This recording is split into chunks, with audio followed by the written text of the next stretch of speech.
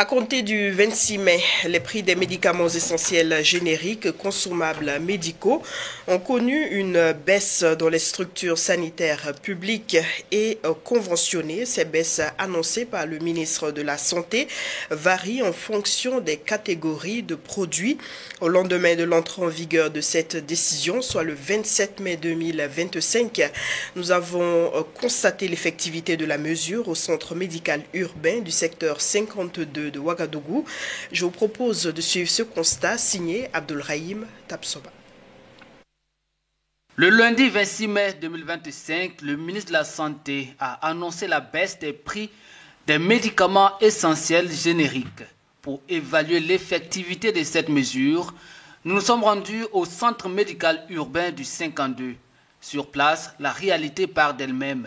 Les nouveaux tarifs sont affichés à plusieurs endroits. La première responsable veille à son application. L'application des nouveaux prix, nous avons commencé d'abord par l'inventaire de notre dépôt, voilà, pour avoir une idée sur les médicaments que nous avons. Et également, après cet inventaire, nous avons essayé de mettre les prix de l'arrêté devant le dépôt pour permettre à la population de prendre connaissance, également sous les halls d'attente de nos différentes unités de soins. Parce que c'est des prix vraiment qui vont permettre de soulager la population. Et également, dans nos causeries, on essaie également d'interpeller la population et de les expliquer sur ce que le gouvernement est en train de faire avec l'abaissement de certains prix des produits. Mais si la baisse des prix est effective, tout n'est pas encore parfait. Une difficulté s'invite. Le manque de petite monnaie, explique Sibiri Kabouré, coordonnateur des soins. Pour y remédier, les responsables du centre envisagent de renforcer le système de paiement électronique afin de contourner la contrainte du cash. Ce qu'on a pu constater, c'est qu'il y a des médicaments dont le prix est à des virgules près. Et quand c'est des virgules près comme ça, bon, généralement, les patients qui ont déjà à l'idée le prix, ils demandent forcément de la monnaie. Et alors que nous n'avons pas à notre disposition de la petite monnaie. Par exemple, quand un médicament coûte par exemple 190,50 francs, voilà, il faut dire que le patient attend à ce que, s'il donne ses 200 francs, il attend à ce qu'on lui donne au moins ses 10 francs. Donc souvent, en lui remettant les 10 francs, nous on perd. Voilà, donc c'est peut-être ces petites difficultés-là qu'on a. En plus de ça, c'est peut-être de voir aussi si on peut créer des comptes Orange Money dans lesquels on peut transférer de l'argent dans le compte des gens, des petites monnaies dans le compte des gens. C'est ce qui est vraiment possible pour pouvoir régler en tout cas ces difficultés-là. C'est ce que nous pensons vraiment faire à l'avenir. Du côté des patients, le soulagement est palpable. Nombreux sont ceux qui saluent la décision du gouvernement qui contribue à rendre les soins plus accessibles. Bon, sinon, j'ai une ordonnance ici qui m'ont prescrit, je viens de payer, ça fait 2850 francs. Et il y a au moins 5 produits. Bon, donc ces 4 que j'ai eu, c'est les 4 là qui me coûtaient 2850 francs. À ce prix-là, je ne pense pas, moi je pensais qu'ils allaient dépenser au-delà de 10 000. Mais en tout cas, 2850, bon, je me dis que ça va. Oui, c'est tellement. La baisse des prix publics varie selon les formes pharmaceutiques de 10% à 46% pour les comprimés, jusqu'à 55% pour les injectables et jusqu'à 25% pour d'autres formes comme les sirops. Nous sommes de retour sur ce plateau à la suite de ce constat de Abdulrahim Tapsoba pour mener les analyses. Et nous recevons 3 invités. À ma droite, je reçois Sidiki Aboubakar Zerbo. Il est enseignant en transport logistique, acteur de la société civile. Bonsoir. Bonsoir Vanessa. On dit aussi bonsoir à votre voisin de droite, M. Gervais Marie-Raoul Nadambega. Il est ingénieur des techniques du développement rural, expert en développement organisationnel. Bonsoir et merci d'être présent. Bonsoir madame et bonsoir chers téléspectateurs. Et notre bonsoir aussi adressé à Alpha Yago, analyste sociopolitique au Burkina Faso. Bonsoir et bienvenue. Bonsoir madame Diasso, bonsoir aux téléspectateurs. Merci donc d'avoir répondu présent à notre invitation pour l'émission 100% Info. Nous venons tous de voir cette mesure prise par le gouvernement qui vise à garantir la disponibilité et l'accessibilité financière des produits de santé essentiels pour l'ensemble des populations. Alors Gervais Nadambega, comment est-ce que vous percevez cette disposition? Moi, j'ai accueilli avec beaucoup de satisfaction cette mesure. Pourquoi? 3 raisons essentiellement. La première, c'est qu'elle rentre en ligne étroite des recommandations de certaines structures régionales et internationales. Vous savez effectivement que l'appel Action de Monrovia demandait qu'on intensifie et on améliore effectivement la prise en charge sanitaire des populations. Et vous avez les Nations Unies qui ont recommandé en 2019 de revoir la couverture de santé universelle pour permettre effectivement aux populations d'accéder beaucoup plus aux produits de santé. Et vous avez depuis 1987 l'initiative de Mamako qui visait effectivement à organiser les populations pour qu'elles puissent participer à leur santé aussi en baissant la charge sur les ménages. La deuxième raison est que nous sommes en guerre et nous appelons effectivement nos populations à contribuer. Alors, c'est du même panier de la ménagère, c'est du même revenu des foyers que les gens retirent effectivement les ressources, une part de leurs ressources pour contribuer. En allégeant effectivement la charge des produits de santé, on leur permet effectivement de souffler un peu plus après les contributions effectivement qui sont faites. Et puis, ça rentre en ligne, ça c'est la troisième considération, ça rentre en ligne étroite dans ce que je peux appeler ce qui en marche aujourd'hui, que je peux loger dans une économie de guerre et qui touche effectivement à tout. Si vous voulez faire de la guerre, il vous fait effectivement des citoyens, des soldats en santé. Nous appelons effectivement les VDP. Les VDP sont effectivement la plupart du temps des communes rurales, la majeure partie. Et si vous regardez, c'est des dépôts. On précise effectivement que c'est les structures publiques et les dépôts. Et si vous regardez les dépôts, c'est beaucoup plus dans les zones rurales. Et on dit effectivement que c'est j'ai essayé de regarder, c'est de l'ordre effectivement de 1% pour ce qui est des dépôts, et puis 5% pour ce qui est des structures publiques. Mais vous allez jusqu'à 1100%, et je prends le cas par exemple du venin, de produits anti-venin, le sérum anti-venin, qui part effectivement de près de 23 000, c'est-à-dire 22 800 et quelques, à 2000.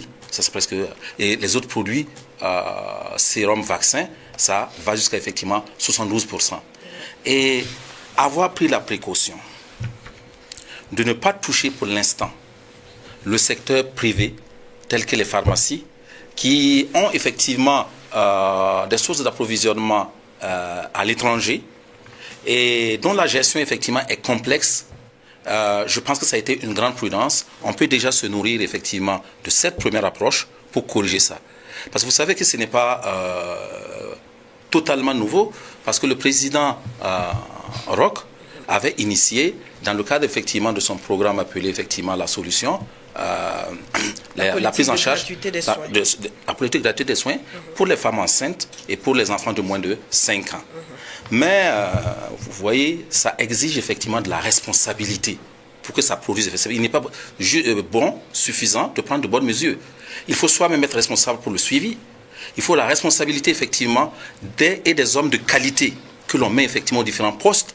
Et si bien que ça a presque échoué, et c'est devenu effectivement la solution est devenue effectivement une promesse d'ivrogne.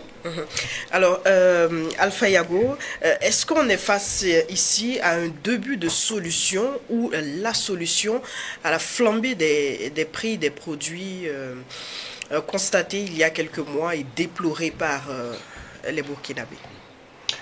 Merci bien. À la suite donc. Et pourquoi ne pas aller justement vers les officines pharmaceutiques? Est-ce que c'est pas contourner le problème en fait? À la suite donc des grands frères Nadambega, j'aimerais dire qu'il faudrait saluer la volonté politique affichée du MPSR2, en tout cas de travailler à améliorer les conditions de vie des populations d'une manière générale à travers des réformes tout azimut. Quasiment toutes les semaines, nous avons des réformes dans différents secteurs stratégiques. Et l'un des derniers en date, c'est donc l'allègement du coût donc, des produits pharmaceutiques. Et de mon point de vue, un peuple qui n'est pas en bonne santé ne peut pas apporter le meilleur de lui-même dans la marche vers le développement et le progrès.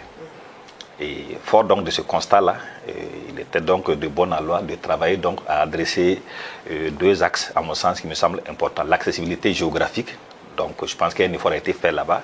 Il faut préciser que la CAMEG a été érigée en établissement public en mars de l'année dernière, en 2024. Et je pense que cette évolution institutionnelle a permis donc d'améliorer l'accessibilité géographique en termes de produits pharmaceutiques qui, je pense, est passé donc de 45% à environ 65%, je crois. Et l'objectif visé est d'atteindre les 90 à 100% dans les mois à venir. Ça, c'est donc pour la question de l'accessibilité géographique. Et l'accessibilité financière, qui est donc la problématique que vous avez posée, et qui, pour moi, est un véritable début de solutionnement, parce qu'il contribue de manière objective à réduire les charges donc, des ménages et donc des Burkinabés en ce qui concerne donc l'achat des produits pharmaceutiques. Un exemple éloquent a été donné par le sérum antivénémeux et je pense que les réductions vont en moyenne de 55 à autour de 15% quand on prend l'ensemble du paquet qui a été ciblé donc par ces réductions-là. Et donc c'est des efforts à encourager, à saluer. Et je pense que c'est forcément un effort à déjà saluer tant on tient compte du contexte actuel. Bien sûr, il faut mettre un bémol, ça ne concerne donc que les officines publiques, donc les districts, les structures privées conventionnées. Voilà, les CHU et puis donc les CSPS. Donc, mais c'est un premier pas déjà qu'il faut saluer, qu'il faut encourager. Et nous espérons qu'avec le temps, avec les échanges et les concertations, parce que les dispositions qui ont été prises ne l'ont pas été faites sur un coup de tête. Tous les acteurs majeurs qui gravitent autour de la question de la santé, du secteur de la santé ont été consultés. Qu'ils soient donc l'ordre des pharmaciens, les syndicats des pharmaciens, la RAM, ceux qui s'occupent de la maladie universelle, de l'assurance maladie universelle, entre autres. Donc la CAMEG, bien entendu, le ministère de la Santé, le ministère du Commerce, tous les acteurs donc majeurs, significatifs, ont été impliqués dans ce processus-là qui a été donc participatif. Et c'est ce qui a manqué souvent dans nos politiques publiques, dans la mise en œuvre du moins de nos politiques. Dans l'élaboration d'abord, dans un premier temps, et ensuite dans la mise en œuvre. Parce que quand on vient te plaquer, je parle sur le contrôle du spécialiste des questions de développement, on vient te plaquer un projet déjà taillé sur mesure et qui est, je dirais, prêt à porter. La mise en œuvre n'est pas souvent évidente parce que tu n'as pas été impliqué dans la conception, dans l'élaboration. Et cette fois-ci, je pense que les précautions ont été prises pour associer donc tous les acteurs. Il y a la Ligue des consommateurs qui a été donc également associée. Donc toutes les parties prenantes significatives ont été impliquées dans ce processus-là. Donc qui est participatif et qui débouche sur quelque chose de consensuel. Et donc la mise en œuvre est d'autant plus aisée que l'ensemble des acteurs majeurs ont eu à donner leur point de vue sur la question. Tout n'est pas parfait. Donc, pour répondre à votre question de manière précise, ce n'est pas forcément la panacée et on peut encore faire davantage des efforts et impliquer davantage le secteur privé, pourquoi pas à court, moyen ou long terme, sachant que les objectifs ne sont pas forcément les mêmes. Mais ce qui compte ici, c'est de voir l'intention, la volonté affichée par les autorités de travailler en tout cas à alléger donc, le coût des produits pharmaceutiques et consommables médicaux à l'endroit des populations. Et ça, c'est déjà un acte à saluer. Alors, Aboubacar Sidiki, les deux co-débatteurs tout à l'heure ont salué cette mesure du gouvernement et souligné que tout n'est pas parfait. Il y a des défis encore qui se présentent, qui vont se présenter forcément. On a vu pour le cas de la politique de gratuité des soins, où il y avait plusieurs défis. L'État qui devait à des structures sanitaires. Il y avait l'insuffisance de certains médicaments, de consommables. Comment faire en sorte qu'on ne retombe pas dans ces défis qui ont été constatés et déplorés de par le passé avec l'ancienne mesure de gratuité? Tout à l'heure, mes deux aînés ont dit que ça n'a pas été fait à la va-vite. Les gens ont pris le temps de s'asseoir, d'associer les parties prenantes, les acteurs et les compétences, les expertises du domaine, les pharmaciens, les syndicats. Donc c'est une action qui a été concertée. Donc au regard des échecs passés, c'est sûr qu'ils vont prendre assise sur ces échecs-là pour éviter les erreurs et les bémols dont on vient de citer. Bon, d'abord, premièrement, ce qu'il faut faire, c'est surtout disponibiliser le produit. Puisque comme le prix a baissé, c'est sûr qu'on va assister à une hausse de la consommation. Donc l'État devrait, dans ses structures sanitaires, augmenter le stock de produits, puisque pour pouvoir assurer aux clients et aux patients ce qu'ils souhaitent. Le problème, c'est quoi? C'est que l'avantage de cette mesure-là, de baisse des prix, c'est que ça va augmenter le taux de fréquentation des districts sanitaires. On a des concitoyens qui ont peur d'aller à l'hôpital parce qu'ils ont des idées préconçues sur la cherté de l'ordonnance, du produit, de préférer aller dans les pharmacies non conventionnelles.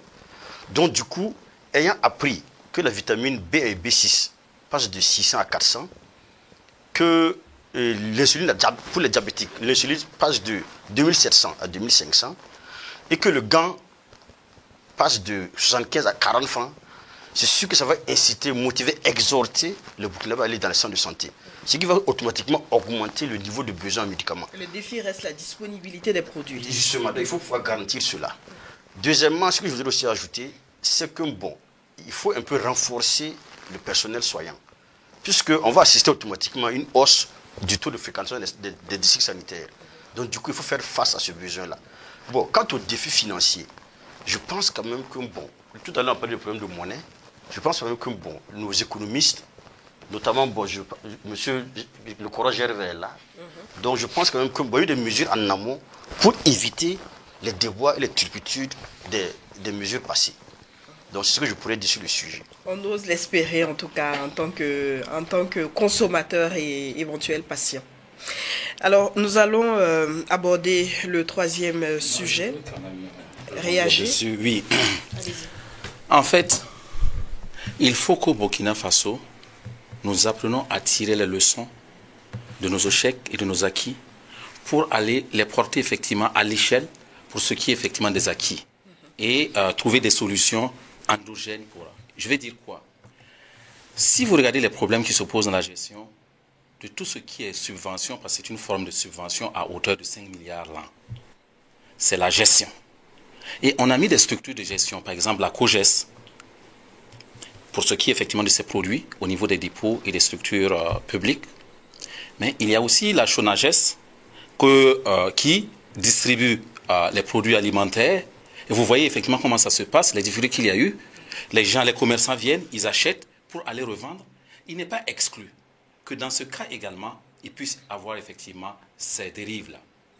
Alors, je pense qu'il est temps que l'on ne sépare pas la recherche des solutions au niveau des structures. Il ne faut pas qu'on pense simplement que le ministère de la Santé peut à lui seul trouver la solution.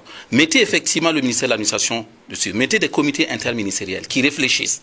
Comment on fait effectivement pour que de façon transversale, toutes les subventions, quel que soit le secteur, ne soient pas détournées. Et ça passe par le renouvellement, parce que la démocratie, dans une application stricte, aide. Et ce qui aide à la démocratie, c'est accentuer effectivement l'accès, la participation des populations à la gestion. Mais une participation, et vous savez que l'alternance joue également dans la démocratie, mais il faut que ce soit des alternances alternatives. Si vous prenez des COGES, où vous avez effectivement des gens qui sont là depuis 5, 6 ans, ils bloquent effectivement la chose, ils récoltent effectivement leurs profits. Et il y a aujourd'hui dans le monde un système qu'on appelle Open Access, qui peut permettre effectivement aux bénéficiaires de suivre sur un clic. Et on a des experts aujourd'hui en informatique, comme il le disait. On a beaucoup de techniciens. Mettons-les au travail, demandons-leur effectivement de sortir des systèmes de gestion intégrés qui nous permettent effectivement d'éviter tout ça. Mettons effectivement du contrôle, le contrôle régulier. Et ce qui peut aider, c'est la digitalisation, c'est la numérisation. Vous voyez, même le problème des parcelles, qu'est-ce qui fait effectivement? C'est tout le même problème. Donc on doit investir, s'asseoir, regarder, investir. Sinon, on va regarder une structure effectivement comme... On a vu que la politique de digitalisation est déjà bien lancée au Burkina depuis... Ok, que l'on numérise, maintenant que l'on l'applique. Regardez une structure comme... parce qu'on parle effectivement de la santé avant de quitter la SOGEMAB, qui brasse effectivement annuellement près de 26 milliards de notre budget. Et regardez la cacophonie qu'il y a là-bas. Est-ce que c'est acceptable?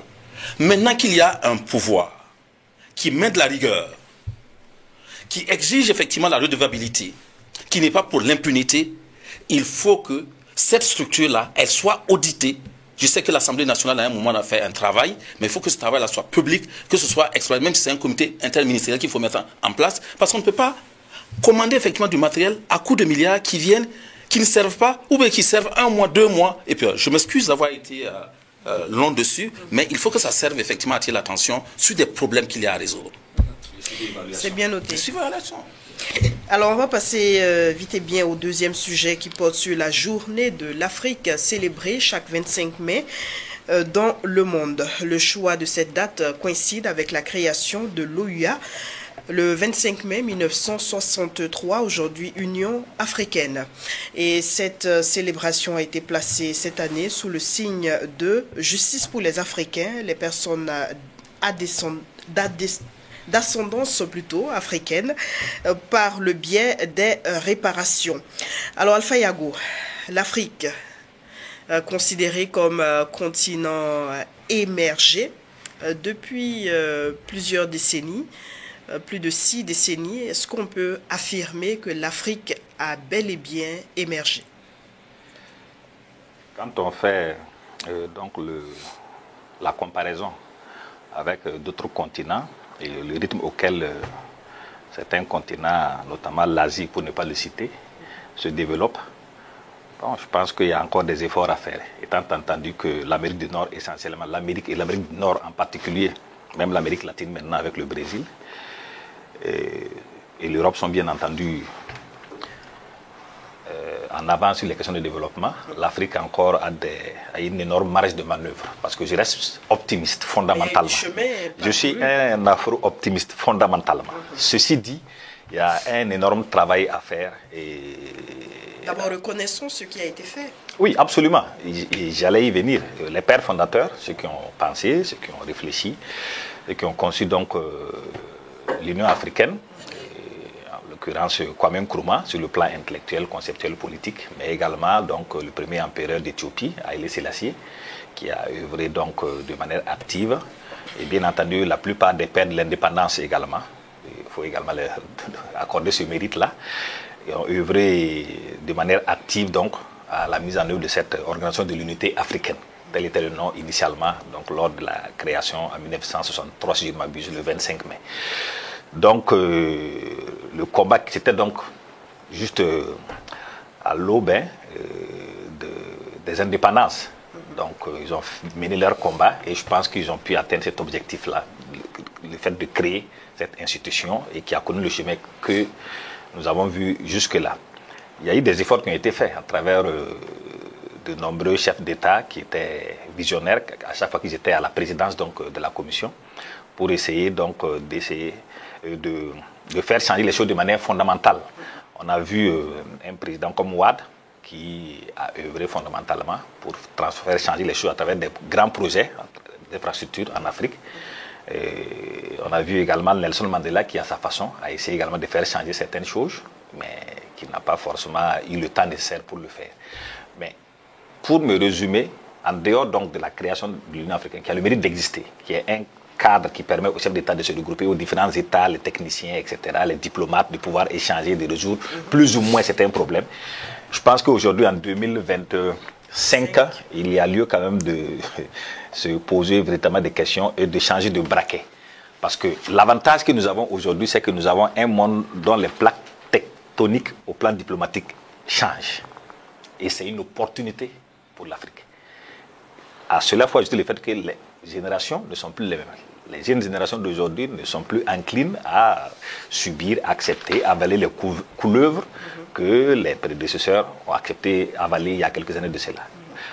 À cela, il faut ajouter également le fait que, en troisième lieu, les nouvelles technologies de l'information, les réseaux sociaux et les télésatellitaires ont fait que l'information est accessible à une grande partie de la population en Afrique. Tout à fait. Donc, qui a une conscience beaucoup plus éveillée et donc qui fait qu'elle a envie d'être plus maîtresse, la population, de son destin et non de subir comme cela a été le cas pendant de nombreuses décennies. Donc, de mon point de vue, pour ne pas monopoliser la parole, il y a une question de leadership qu'il faut revoir et d'objectifs prioritaires. Ça, c'est ma conviction la plus profonde. Leadership dans ce sens où l'Afrique doit s'affirmer davantage. J'ai envie de dire à l'image des chefs d'État de l'AES qui ont décidé de prendre le destin de leur pays en main et de revendiquer une certaine souveraineté. C'est ça le mot-clé. la question de revendiquer leur souveraineté et la capacité de prendre des décisions de manière indépendante et dans l'intérêt de leur peuple. Ça a l'air d'être un sujet tabou, mais aujourd'hui, ça ne l'est plus. Et je pense que plus les années vont passer, plus ces questions-là vont revenir au goût du jour. Alors, on va revenir à vous toujours sur ce sujet, sur la journée de l'Afrique. Sidiki Zerbo, le continent africain, plus de 60% de la population moins de 25 ans, une population très jeune et beaucoup de femmes. Mais lorsqu'on regarde sur le plan politique, sur le plan social, les femmes ont toujours du mal à affirmer ce leadership-là. Qu'est-ce qui bloque, selon vous? Bon, moi je ne suis pas de ceux qui sont pour la parité forcée. 50% de femmes, 50% d'hommes. Non, je suis contre cela. Bon, puisque je pense que la liberté, l'égalité, l'équité ne se décrète pas, ne se donne pas, ça s'arrache. Que les femmes se battent, la femme africaine se batte pour revendiquer son droit. Les femmes se battent déjà. Bon, j'arrive, madame. Le problème, c'est quoi? C'est que quand vous dites que les femmes se battent, ça m'étonne quand même. Bon, au Burkina Faso, ici, il y a à peu près 54% de femmes. On va être technico-pratique. Bon, si vous venez à Diasso, vous présentez aux élections après 2025, si toutes les femmes vous votent, vous êtes président du Faso. Vous êtes d'accord, non? Et ça, c'est même femmes qui vont vous combattre. On se rappelle qu'il y a des femmes qui ont dit à Sarah Sirima à l'époque, ah, toi tu es sûr qu'avec ton paille, tu peux gérer le Burkina. C'était en 2014. Les femmes ont dit à Sarah Sirima, lorsqu'on avait porté, bon, dans l'euphorie. À l'euphorie, à Koussiam. Donc je pense que la femme africaine doit elle-même prendre conscience de sa valeur. Parce que le problème, c'est quoi? C'est que la société a montré à la jeune femme africaine qu'un sourire vaut mieux qu'une compétence. De beaux yeux valent mieux qu'une expertise. Et qu'un beau corps vaut mieux qu'un CV. Donc la jeune femme africaine a tendance à mettre en avant ses atouts corporels et physiques au détriment de sa valeur intrinsèque. On ne va pas généraliser cela. On voit des femmes qui se battent dans le secteur informel pour avoir la pitance quotidienne, d'autres qui subviennent même au ménage, aux charges familiales. Mais oui, mais elles sont combien? Mais est-ce que les autres qui sont allés loin dans les études les supportent? Donc je pense que si, pour élever la femme africaine, il faut une solidarité entre vous-même. Il faut vous entendre. Et deuxièmement, je pense que non, je reviens sur ma position initiale, il faut que la femme africaine se batte pour revendiquer sa place. Parce que lorsqu'on est dans l'histoire de parité, les hommes vont profiter. Ils vont dire, bon, on va mettre 50% d'hommes et on va prendre les femmes qui nous arrangent pour mettre à des postes. Les plus dociles. Les plus dociles. Et quand celles-ci viendront, elles vont se gâter les oncles, elles vont se jouer aux douces, aux conciliantes. Cela va terrir l'image de la femme en général. Donc je suis de ceux qui pensent que non, l'image d'Angela Merkel, Condoleezza Rice, la femme doit se battre. Mais si je reviens un peu sur le débat initial, sur l'Union africaine, bon, il y a trois types d'Africains. Il y a les afro-optimistes, comme le grand frère. Il y a les afro-pessimistes. Bon, et puis il y a nous autres là, les afro-réalistes. Nous sommes un peu réalistes. Et moi je pense que bon, l'Union africaine a échoué. Pourquoi?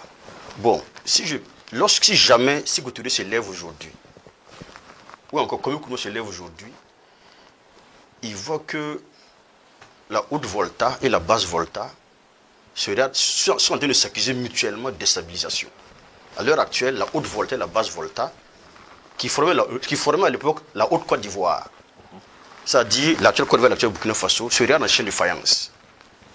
Kwame Nkrumah sera dessus, il va aller tristement dans son tombe. Si Lumumba se lève aujourd'hui, il voit que le Rwanda est en train de piller le Congo, la RDC. Si Kwame Nkrumah se lève aujourd'hui, il voit que non, des millions d'Africains de moins de 25 ans meurent dans l'Atlantique. Parce qu'ils sont déçus de ce continent-là. Il n'y a plus d'espoir. Il vaut mieux mourir dans l'Atlantique que de mourir dans son pays. Bon, lorsque par exemple, Yakuba Gowon du Nigeria se lève et qu'il voit que Tinubu voulait attaquer le Niger. Le Niger, c'est le Nigeria francophone. Le Nigeria, c'est le Niger anglophone. Mais je vous rappelle qu'on a tous vu Ouattara qui a eu dans son armée que rentrons au Niger. Donc je pense quand même que soit d'après les indépendances, il y a des acquis. C'est bon, mais ça ne va toujours pas. Je pense que nous avons trahi la cause de nos devanciers. Puisqu'à l'époque, en 1963, le 25 mai, il y avait deux camps. Il y avait le bloc de Monrovia et le bloc de Casablanca. Bon, ceux de Casablanca voulaient une Afrique unie, une armée unie, une monnaie unie, un drapeau unique. Ceux de Monrovia, le Houphouët-Boigny, le Léombo du Gabon, voulaient balkaniser, fractionner, saucissonner l'Afrique. Bon, finalement, ils ont gagné. Mais dans ce saucissonnement-là, quand même, on a créé des grands groupes régionaux, comme la CEDEAO. Et la CEDEAO encore se disloque avec l'OES de côté et d'autres de part et d'autre. Donc je pense quand même qu'il est grand temps que cette commémoration-là nous fasse penser à l'avenir, à demain. Acceptons qu'il y a des choses qui ne vont pas trop et qu'il faut que l'Union africaine se réveille. Et pour finir, rappelez-vous quand même, bon, en 2011, moi j'étais toujours sur les bancs, j'étais tout jeune à l'époque, on est venu limer Kadhafi ici devant l'Union africaine. La Libye était l'une des nations pourvoyeurs dans le budget de l'Union africaine. Jean Ping avait dit qu'il y avait des problèmes dans l'Union africaine, il partait voir Kadhafi qui renflouait les caisses de l'organisation. Ce monsieur est venu être déverrouillé comme bon, un vulgaire voleur sans que personne ne réagisse. Donc, je pouvais saluer un peu ce qui s'est passé avec le Niger et le Burkina par rapport à la CEDEAO tout à l'heure. Bon, moi j'ai donné coup de... Non, c'est pour dire que non, si on avait fait la même riposte au temps de Kadhafi, bon, non, j'oublie la CEDEAO. Par exemple, quand je rentre un soir, j'ai lu la télévision, je vois toute attaque contre le Niger. C'est considéré comme une attaque contre le Mali, contre le Burkina. Ah, je suis à l'époque, on avait dit que toute attaque contre la Libye serait considéré comme une attaque contre l'Union africaine. Je pense que Kadhafi n'aurait pas subi ce qu'il a vécu là. Donc, essayons de voir l'avenir, soyons plus unis, parlons-nous. Je pense que bon, dans 20 ans, 30 ans, ça va aller pour l'Union africaine. Pour le moment, ça ne va pas. Est-ce que Gervais Nadambega partage l'avis de vos devanciers? Je partage totalement son analyse. Je vais aller tenter de donner une explication sur les raisons pour lesquelles je partage son analyse. Le véritable père de la création de l'OUA à l'époque, c'est le président libérien, Tubman William. Et lui, il était arrivé en disant allons-y pour un panafricanisme concret, pragmatique. Travaillons effectivement pour la libre circulation des personnes et des biens. Travaillons effectivement pour un commerce réussi entre nos États. Travaillons effectivement pour que, au plan culturel et économique, nous puissions échanger au mieux. Et puis, il a créé, pour donner l'exemple, déjà en 1955, avec le Libéria, lui il était du Libéria, avec la Sierra Leone. Avec la Sierra Leone et la Guinée, il a créé ce qu'on appelait l'Union africaine de l'Ouest, qui a eu effectivement ses premières expériences qui étaient concluantes. Et c'est là qu'il y a eu, comme il a dit, les débats de 60 entre les radicaux et les modérés. Et puis, en 61, les 32 États se sont retrouvés pour créer effectivement l'organisation de l'Union africaine. Et quand ils l'ont fait, qu'est-ce qu'ils ont fait tout de suite après? Parce qu'ils n'avaient pas de souveraineté. Ils étaient financés, et ils sont financés encore jusqu'à aujourd'hui, à près de 70%. Comment voulez-vous qu'une organisation, qui dit effectivement qu'elle est une organisation africaine, puisse accepter un financement à 70%? Alors, ceux qui viennent avec les 70% sont devenus effectivement ceux qui dictent effectivement ce qu'ils doivent faire. Et ils leur ont dit, écoutez, il y a une charte additionnelle qu'il faut ajouter, qui va concerner effectivement la politique, la démocratie, pour qu'effectivement nous puissions continuer de vous soutenir. Et à partir du moment où ceci est rentré, alors ils ont tiré d'un côté ces organisations pour en faire des syndicats pour se défendre eux-mêmes, pour rester le plus longtemps possible au pouvoir, et servir donc à ceux qui finançaient tout ce qu'ils voulaient. Donc si vous regardez effectivement le tableau effectivement des échanges économiques entre l'Afrique, et vous verrez qu'effectivement que les échanges interafricains sont comme ça. Et tout le monde va commercer effectivement avec l'Asie, avec l'Amérique et avec l'Europe. Ben, en Mori on dit Yam Sobandada Masamsa. Si vous allez effectivement, c'est-à-dire, bon, en français, ça veut dire simplement que il faut un développement. Le développement commence d'abord par un développement local. Et local en Afrique, ça veut dire effectivement que nos échanges interafricains devraient être, et nous devions travailler aujourd'hui. Regardez, en dehors effectivement je suis d'accord effectivement qu'on soit optimiste. Et ce qui veut dire effectivement que ce n'est pas à écarter, ce n'est pas à détruire. Mais il faut que nous donnons effectivement une ambition. Et la première ambition, c'est d'être souverain. Et c'est pourquoi je te rejoins pour dire qu'il ne faut pas se gêner, il ne faut pas avoir de la modestie, pour dire que la lancée, le courage, la détermination que ces 3 pays-là ont pris, c'est là qu'on doit aller. Et ce n'est pas facile. C'est pourquoi nous vivons des situations difficiles. Parce qu'on veut nous faire échouer pour que ça ne suive pas effectivement l'exemple. Mais nous devons commencer d'abord par notre souveraineté. Tant que nous ne serons pas souverains dans notre financement, tant que nous ne pourrons pas échanger entre nous. Parce qu'eux travailleront toujours à savoir ce que c'est. Pourquoi effectivement je dis que son analyse effectivement est pertinente. Et en dehors pour moi, en termes effectivement de résultats, en dehors de la libre pour l'Afrique de l'Ouest, la CEDEAO, la libre circulation des personnes et des biens, qui est une chose de toute façon chantée par toutes les organisations, même ceux qui sont en train de partir, c'est la ZLECAf. Et en dehors de la ZLECAf, tout le reste, c'est des mots. C'est des initiales qu'on a créées pour dire, oui, au plan culturel, on fait si. Regardez, les Maghrébiens, ils ne se définissent pas comme des Africains. N'est-ce pas? Et puis, tout le monde tire la couverture dans son propre pays. Donc, c'est des échanges bilatéraux. C'est une somme, l'OUA là, c'est pour favoriser une somme d'échanges bilatéraux entre chacun des États de l'Afrique et un pays asiatique ou européen ou américain. Ce n'est pas ça, effectivement, que les pères ont pensé la chose. Alors pour résumer donc, pour que le continent africain fasse des bons en avant, il faut réaffirmer sa souveraineté, il faut une union réelle entre les fils et filles du continent et que les objectifs soient communs. Absolument. Et si vous voulez, regardez aujourd'hui, c'est comme une secousse tellurique qui permet au monde entier, à chaque État, à chaque organisation régionale ou sous-régionale, de se positionner, de changer de partenariat ou d'intensifier ou de diversifier son partenariat pour pouvoir. Parce que ce qui est en train de se passer aujourd'hui, c'est-à-dire l'opération spéciale Ukraine-Russie, vous voyez effectivement l'Amérique qui lance effectivement beaucoup de défis à la Chine. Nous, où est notre position aujourd'hui en tant qu'Africains? Pendant que le monde et les rapports sont en train de se redessiner, il y a les BRICS qui ont déjà anticipé depuis longtemps. Pour se positionner, nous risquons d'être encore à la traîne. Et c'est pourquoi, moi j'encourageais, je soutiendrai toujours, bien que ce ne soit pas parfait, l'AES et les leaders au niveau de l'AES, parce qu'ils osent. Et comme Thomas Sankara l'a dit, il faut oser inventer l'avenir. Alors, je note le point sur cette journée de l'Afrique qui est célébrée autour de la réparation du tort commis à l'Afrique, Alpha Yago. Est-ce que c'est un sujet qui fait débat? Il y a beaucoup d'avis divergents autour de la question.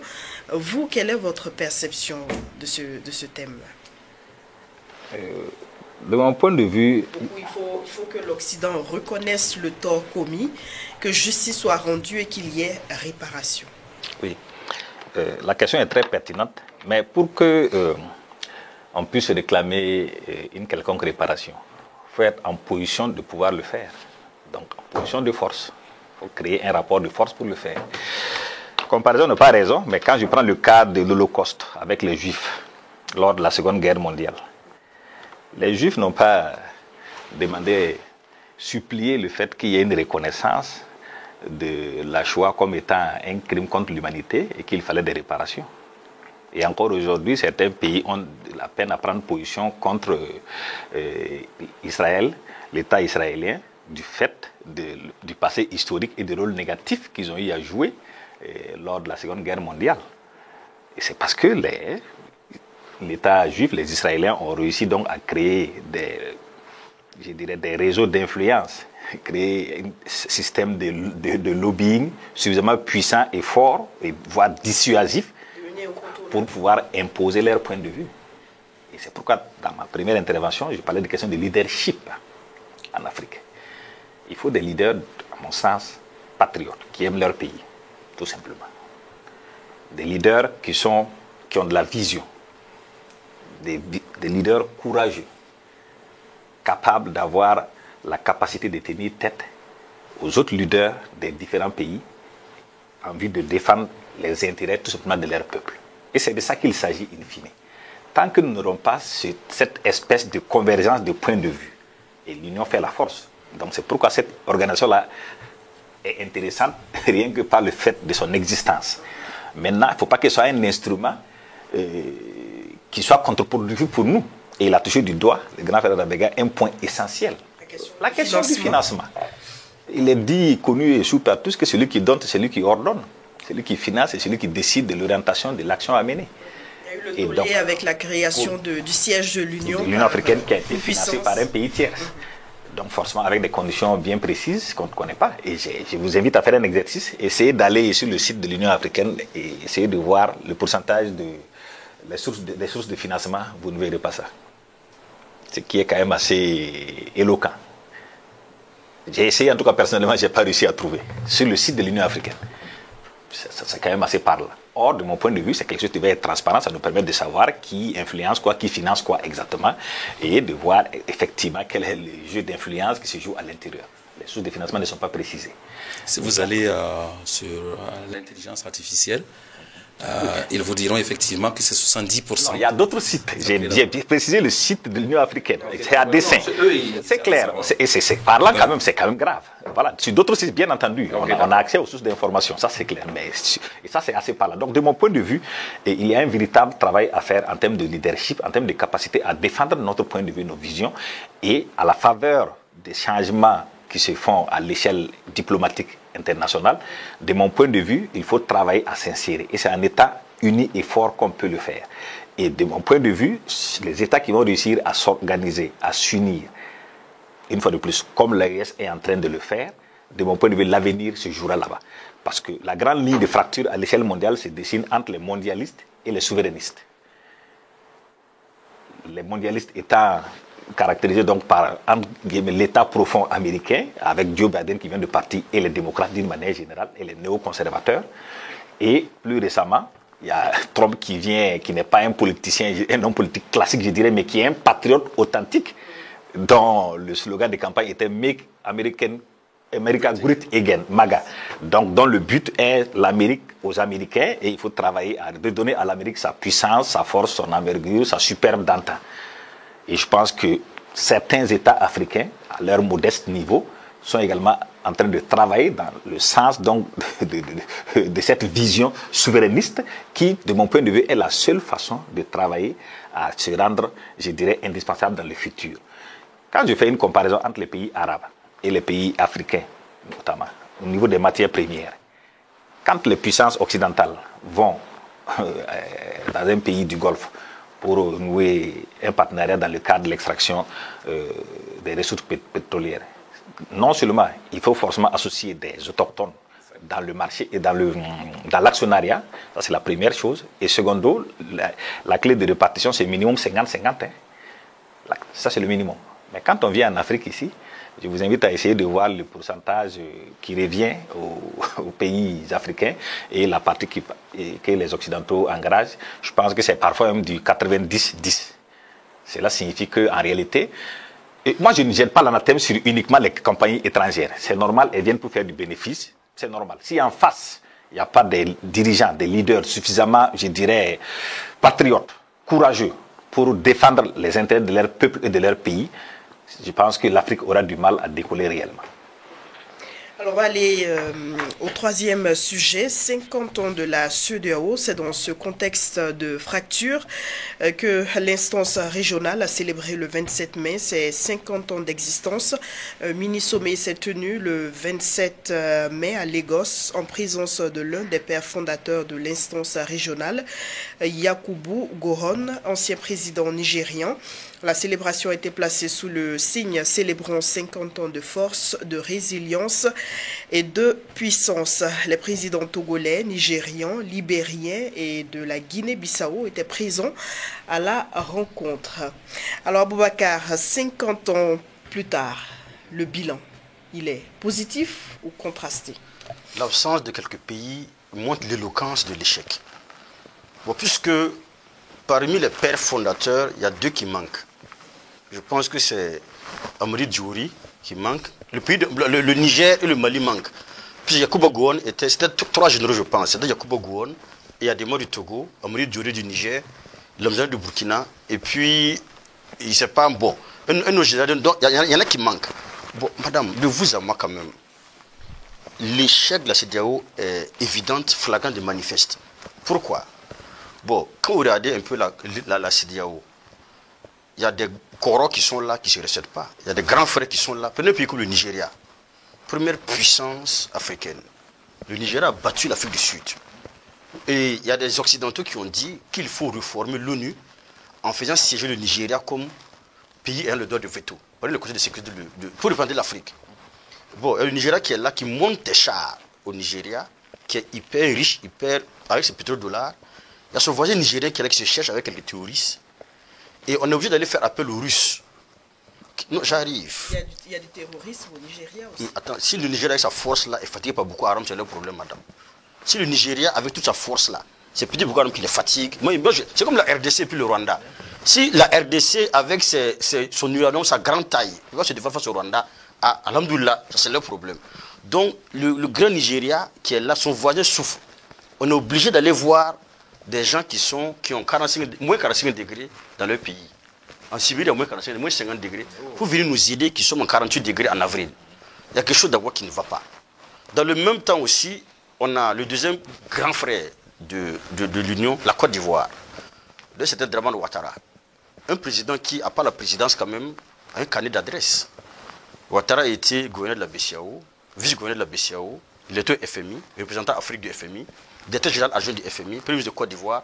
Donc Ouattara a un carnet d'adresse et quand même, je suis sûr que si Ouattara appelle les gens dans ce pays, dans ce monde-là, pour dire qu'il y a un pays frère qui se cherche, faire quelque chose, je pense que les choses pourraient se faire. On voit le contraire. Au contraire, nos deux pays seraient en chaîne de faïence. Donc, je pense que la CEDEAO est en panne et il est grand temps que la CEDEAO essaie de se revoir elle-même. Puisque le fait que l'AES, le Sahel central, l'AES, s'est constitué, c'est déjà une preuve que ça ne va pas.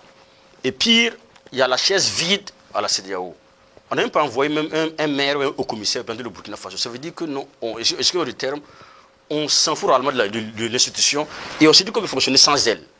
Pourtant, par analogie avec les grands pays, remarquez voir, quand la Russie a attaqué l'Ukraine, l'Ukraine a des velléités de rejoindre l'Union européenne. Qu'est-ce que Poutine a fait? Poutine a attaqué l'Ukraine. Dans le même sens, les Français et les Allemands sont venus aider l'Ukraine avec des chars. Et les satellites allemands donnent les positions des chars russes aux Ukrainiens. C'est ça qui fait tarder un peu la guerre. Alors que nous sommes ici, des pays frères, puisque je vous rappelle que le premier ministre du Nigeria, Aboubakar Watafa Balewa, était Peul. Sekou Chegarou était Peul. Mamadou Bouhari était Peul. Et l'empire de Sokoto a un lien avec Dori. Malgré ça, il veut venir fouetter le Niger. Bon, par exemple, Ibrahim Sani Abacha, et puis Ibrahim Babangida sont les Aoussa. Les Aoussa au Niger, Aoussa au Burkina, Aoussa au Nigeria. Moi, j'ai un ami à Tussiana, Makiri Youssouf, c'était un Nigérien. Donc je parle, malgré les liens qui nous unissent là, on continue à nous s'entredéchirer, à nous bombarder. Je crois que la CEDEAO, c'est un échec, il faut se revoir. C'est ce que je peux dire sur le sujet. Alors, Gervais Adambega, est-ce qu'il faut justement voir le verre totalement vide comme votre voisin ou à moitié plein? Parce que la CEDEAO, c'est quand même 50 ans d'existence qui a eu quand même un bilan. La CEDEAO est un marché, madame. Ce n'est pas la peine de dire effectivement moitié vide. C'est-à-dire aujourd'hui, la CEDEAO est en déconfiture parce que tout simplement, elle manque d'autonomie, elle manque de souveraineté. C'est le même problème. Tantôt, lorsque vous avez posé la question au frère Yago, en rapport effectivement avec la réparation, les gens qui demandent effectivement, il donnait une réponse très pertinente en disant effectivement qu'en fait, c'est une question de rapport de force. Aujourd'hui, entre les États, quand on dit de l'amitié, c'est un mot diplomatique. C'est les intérêts. Et pour ce qui est de la réparation, avant de revenir à votre question, pour ce qui est de la réparation, je peux comprendre qu'on demande une réparation en termes effectivement de réhabilitation morale des Africains, au regard effectivement de l'esclavage, n'est-ce pas, du colonialisme, de l'impérialisme qu'on a fait pour pied, etc. Je peux comprendre ça. Mais le reste, il ne faut pas que nous continuions de nous montrer comme des mendiants. Parce que demander la réparation, là, c'est encore aller, c'est juste changer de trouver un alibi. Mais c'est dire effectivement qu'on va mendier. On va mendier pendant que nos sous-sols et nos sols sont riches. Les gens sont obligés de venir cultiver pour apporter ça effectivement de l'autre côté. Nos sous-sols sont très riches. Et nous manque simplement de l'amour et la décision de nous unir. Et c'est ce qui se passe au niveau effectivement de la CEDEAO. Regardez, quand je disais que c'est devenu des syndicats, ça a commencé par exemple au niveau de l'OUA. À l'UA en 2002, c'est devenu l'UA en 2002. Et maintenant, ça se poursuit. Aujourd'hui, la CEDEAO était devenue seulement un syndicat des chefs d'État. Je vous prends le dernier exemple. Comment s'appelle Guinée-Bissau. La Guinée-Bissau. Comment il s'appelle son président? Je veux me parler. Mbalo Sissoko. Mais tout le monde a entendu Mbalo Sissoko. C'est lui qui est venu dire effectivement à nos chefs d'État ici, il les a appelés des jeunes. Il a même dit que lui, il les a appelés pour le dire comme effectivement un moraliste politique. Et c'est lui qui chasse. Il a chassé la délégation de et il est fier effectivement de dire, je les ai chassés. Parce que nous sommes un État souverain. Nous faisons effectivement ce que nous voulons. Et puis, regardez effectivement notre voisin. Je ne veux pas nommer le pays. Mais il est en train de chercher effectivement un 4e mandat. Et peut-être qu'il cherchera un 5e mandat si Dieu lui donne longue vie. Et tout ça pourquoi? En faisant quoi? En termes d'échange, il veut effectivement déstabiliser l'AES juste pour qu'on cautionne effectivement.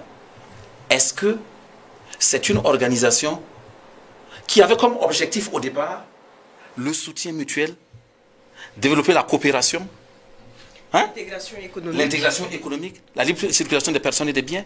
Non. Moi, je pense qu'aujourd'hui, il faut se dire que ce machin-là, il faut l'oublier et construire. Mais sur la question de la libre circulation des biens et des personnes, c'est vrai qu'il y a eu des difficultés, mais cela est une réalité grâce à la CEDEAO. Ben, je vais vous dire une chose. C'était une réalité déjà avec l'unité africaine. Parce que même lorsqu'effectivement la CEDEAO, comme je le souhaite, va se désintégrer, la ZLECAf permettra toujours, c'est toujours un cadre, et la ZLECAf relève effectivement de l'Union africaine. Ce n'est pas de la CEDEAO. Parce que ils citent effectivement des choses dont ils ne sont pas effectivement les pairs. C'est pourquoi, lors de la rencontre à Bamako, qu'est-ce qu'ils disent à la rencontre de Bamako? Nous avons été instruits par la conférence des chefs d'État et de gouvernement à venir plaider pour qu'effectivement la libre circulation des personnes et des biens, le droit de s'installer pour le commerce partout, et puis, oui, le droit de s'installer et de commercer, soit les choses, des acquis que l'on préserve. Ça vient de... depuis, effectivement, même depuis 1955, avant que nous n'adhérons, donc depuis 1955, avec le président William Tubman, la Guinée et la Sierra Leone, c'était effectivement la base. Alors, Alpha Yago, le bloc régional, selon vous, est-ce qu'il pourra survivre au départ de l'AES? On a vu déjà la semaine passée avec les ministres des Affaires étrangères des deux instances qui ont tenu des rencontres. On voit déjà une volonté de collaboration. Est-ce que ces deux entités pourront collaborer et peut-être aller vers une vision commune face aux défis terroristes? Vous l'avez souligné, il y a eu une rencontre entre les ministres des Affaires étrangères, de la CEDEAO et puis de l'AES. Et de mon point de vue, après la phase d'affrontement, d'invective, de menaces et les meilleurs et j'en passe, je pense qu'il y a une nouvelle séquence qui s'ouvre, plus apaisée, plus pondérée, et donc plus raisonnable. Et c'est ça aussi l'essence de la diplomatie. Et savoir donc continuer à dialoguer malgré les divergences de points de vue et les contradictions qu'il y a. Je signale qu'en dépit donc de la guerre, ou l'opération militaire spéciale que la Russie mène contre l'Ukraine, il y a certains États occidentaux qui continuent à commercer avec la Russie encore aujourd'hui. Donc, ça appelle la part des choses entre l'affrontement pour des questions d'influence et donc le business entre guillemets. Donc, de mon point de vue, il faudra qu'on en arrive là. Et pour moi, l'une des plus grosses erreurs, donc, j'aimerais préciser que la CEDEAO n'est qu'un prolongement de l'Union africaine. Donc les critiques et les observations que nous avons eu à faire, les tares que nous avons eu à soulever, en ce qui concerne l'Union africaine, s'appliquent parfaitement à la CEDEAO. Donc je ne vais pas reprendre ce que mes camarades ont déjà cité et très bien évoqué. Donc c'est clair là-dessus. Et donc de ce point de vue-là, j'apprécie donc positivement ce nouveau cycle-là qui consiste donc à échanger, à se parler. Et de mon point de vue, c'est à la CEDEAO donc de prendre la mesure de la difficulté que vivent ces trois États. qui sont face à une crise sécuritaire profonde depuis plus de 10 ans et qui est meurtrie dans sa chair. Parce que nous perdons des centaines de citoyens chaque année du fait donc de cette guerre qui nous est imposée. Et de ce fait, la CEDEAO devrait jouer le rôle de pare-choc, je dirais, pour ces 3 États qui sont dans l'interland, donc qui sont enclavés, qui sont limités en termes d'accès à la mer, mais qui sont véritablement riches, et cela est prouvé aujourd'hui. Donc, ce n'est pas exclu que ces 2 entités, et c'est même souhaitable, à mon avis, que les 2 entités puissent cohabiter. La CEDEAO et l'AES, ou du moins l'AES, à l'intérieur de la CEDEAO, chacun étant indépendant et chacun défendant ses propres intérêts, parce que de toute évidence, nous n'avons pas les mêmes préoccupations, nous n'avons pas les mêmes priorités que les autres États, en tout cas la plupart de la CEDEAO, bien que le Nigeria, entre autres le Bénin récemment, et même la Côte d'Ivoire, il y a eu quelques années de cela, ont été victimes, et le Togo par ailleurs, d'attaques terroristes, mais sporadiques, pas à grande échelle et multipliées comme c'est le cas des États de la CEDEAO. Donc de ce point de vue-là, il est clair que les États doivent travailler forcément à trouver des points de convergence pour pouvoir, je dirais, collaborer en bonne intelligence. Pour une fois, il faut que l'Afrique fasse preuve d'intelligence stratégique et que nous sachions que nous avons tous le même destin, que ce soit ceux de la CEDEAO ou ceux de l'AES. Parce qu'on se rend compte que souvent les chefs d'État qui sont le plus au service des puissances occidentales sont souvent ceux qui sont récompensés à monnaie de singe. Tirant leçon de ces faits parlants, je pense que les différents leaders, les principaux leaders de la CEDEAO doivent en tirer les conséquences et travailler à renforcer tout simplement la souveraineté de leur peuple, la question de l'amélioration des conditions de vie de leur population et la capacité à ce que nous aussi, Africains, nous puissions être dignes et nous soyons capables de tenir la dragée haute à n'importe quel chef d'État à l'extérieur dans la défense de nos intérêts. Alors juste en quelques minutes... Juste même seconde. En fait, il a dit une chose qui est pertinente. Il y a eu une phase effectivement de grande guerre. Nous sommes aujourd'hui, depuis la rencontre effectivement de Bamako le 22, à une phase de dialogue entre ce qui reste de la CEDEAO et le bloc, l'entité AES. Et il faut effectivement y aller avec de l'ouverture, aller avec le respect effectivement de ce qui reste. Ça, c'est ce qu'il faut faire de façon très intelligente et de façon diplomatique.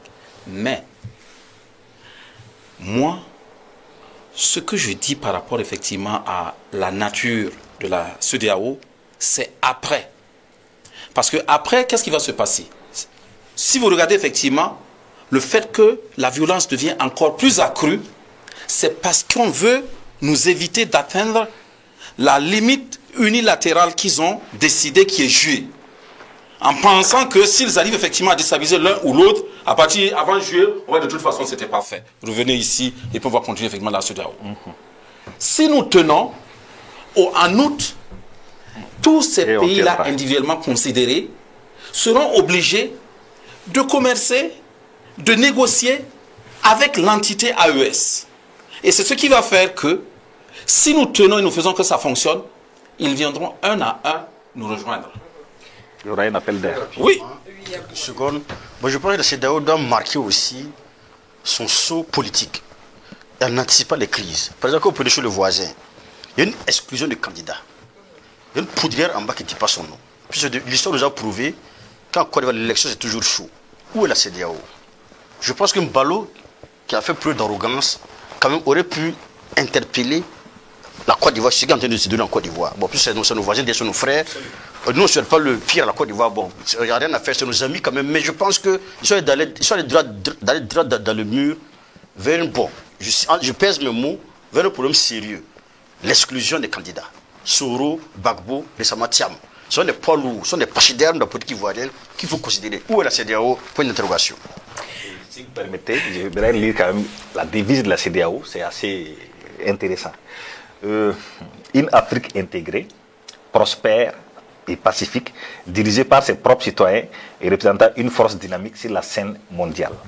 Bon, quand je vois que c'est la devise de la CEDEAO, bon, la première chose qui me saute aux yeux, je vois qu'il n'y a pas de notion de souveraineté, pas de notion d'indépendance. C'est une devise, je dirais, creuse.